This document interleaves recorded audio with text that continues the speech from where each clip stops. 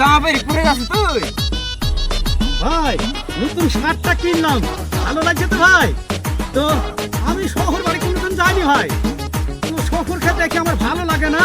তো আমার একটা ছোট শালি আছে, সে প্রত্যেক দিন আই লাভ ইউ বলতে বলতে মাঝখানে বন্ধ করে দিয়েছিল, তার লেগেও রাগ হয়েছিল ভাই।